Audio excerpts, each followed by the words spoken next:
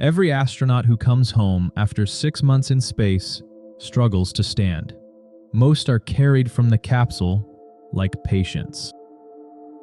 The flight to Mars takes 9 months, and on Mars, nobody is waiting to carry you. That is the small problem. The big problem is built into the sky itself.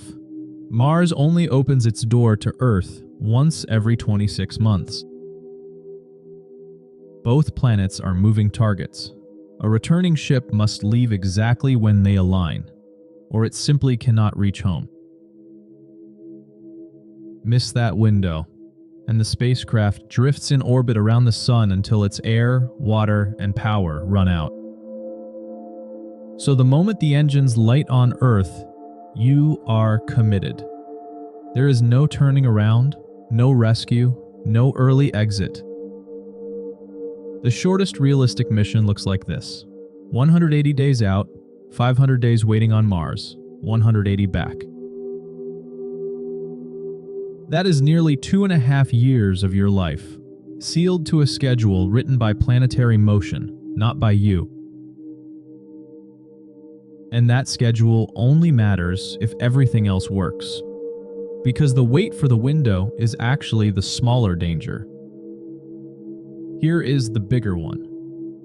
When the window finally opens, your ride home does not exist yet. You have to make it. No rocket can haul its own return fuel to Mars. The rocket equation forbids it. Every kilogram of fuel needs more fuel. Push the fuel requirement up a little, and the total mass explodes. Bring everything from Earth, and the ship never leaves. So the plan sounds like science fiction. Land on Mars first, then manufacture your return fuel out of the planet itself.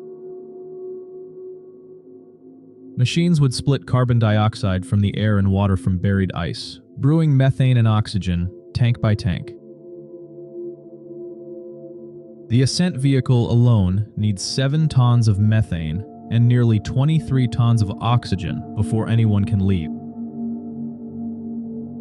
And the clock is brutal. The factory has about 480 days to finish before the next launch window opens.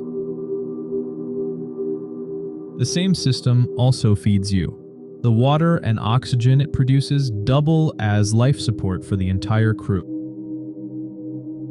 If the factory breaks, you are not just leaving late. The next chance to go home is 26 months away. Your ticket back to Earth is a chemistry plant that has never been tested at this scale on another world. But suppose every machine runs perfectly. A quieter countdown started the moment you left Earth, and it is ticking inside your cells. On its cruise to Mars, NASA's Curiosity spacecraft carried a radiation detector. It measured 1.8 millisieverts every single day. For comparison, astronauts on the space station absorb between 0.4 and 1 millievert daily, with Earth still close by. On the Martian surface, the dose drops to 0.7 per day. Better, but it never, ever stops accumulating. Add up the full mission, cruise, 500 days on Mars, cruise home, and you absorb about 1 full sievert. 1 sievert is the European Space Agency's limit for an entire career. It means 5% higher odds of fatal cancer.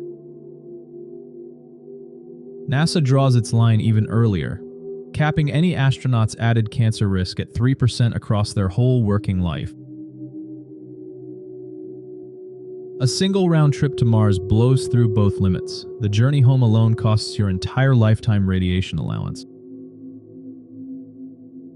Those rules were written for low Earth orbit, and NASA is now debating what limits a Mars crew should accept instead. But no committee can change the arithmetic. Every extra month on Mars quietly spends more of a budget nobody can refill. So the radiation math whispers a strange conclusion. Going to Mars is survivable. It is the coming back that gets expensive. And radiation is only the budget you spend. Your body pays in a different currency, and the exchange began on day 1. In weightlessness, your skeleton starts dissolving. Weight-bearing bones lose 1 to 1.5% of their density monthly. Across a 9-month cruise, that can mean roughly 1/10 of your bone mass gone before you touch Martian ground. Meanwhile, your body fluids drift upward into your skull, pressing against your eyes and slowly blurring how you see the world. Mars' gravity is only 38% of Earth's. Whether that is enough to keep a human body healthy, nobody knows. Remember the astronauts carried from their capsules after 6 months? They get doctors, therapy, and months of rest to recover. A Mars crew gets none of that.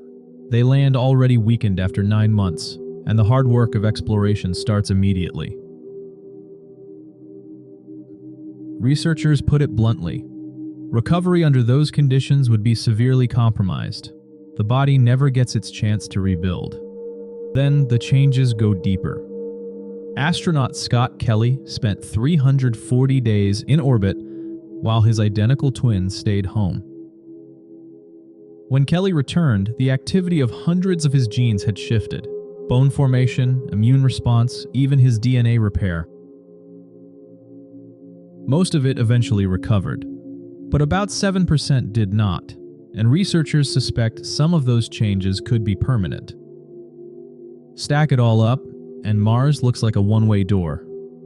Except one man spent his career proving otherwise, and he walked. March 1995. Cosmonaut Valery Polyakov lands after 437 days aboard the Mir station, the longest spaceflight ever. The mission had one explicit purpose: prove that a human could endure the full length of a voyage to Mars. A recovery team stood ready to lift him out. The way returning crews are always handled, Polyakov refused to be carried. He climbed out of the capsule and walked to a nearby chair on his own legs after 14 months without gravity. Within a single day, he was jogging. His message to every skeptic was simple: the transit to Mars is survivable. Kelly's genetics tell a similar story. 93% of his altered gene activity snapped back to normal once home. NASA has mapped the enemy in detail. 5 hazard categories, more than 30 distinct health risks, each with countermeasures in development. Its researchers reached one sobering conclusion: the fundamental barrier to Mars is not the technology, it is human physiology itself. And still, the ships are coming. SpaceX is racing toward crewed Mars flights in the 2030s, and the race is accelerating. So which is the truth? A one-way door, or just a brutally hard road home? The answer decides who should board. Here is the honest verdict. Nothing about Mars makes return impossible. It only makes return the hardest part of the mission. To come home, the window must open, the fuel factory must finish, the rocket must fly, and your body must hold. Every link in that chain has to work, in order, on a world where the nearest spare part is months away. And even a flawless return carries a fixed price: your entire lifetime radiation budget spent completely on one single trip. The longer the first settlers stay, the more their bones, their eyes, and even their genes adapt to a lighter world. At some point, the question quietly reverses. Not whether Mars will let them leave, but whether Earth would still welcome their bodies. The first boarding pass to Mars will say, round trip. The fine print is written in orbital mechanics and in bone. Next time, the fuel factory that has to work perfectly on Mars, the one machine the entire journey home depends on.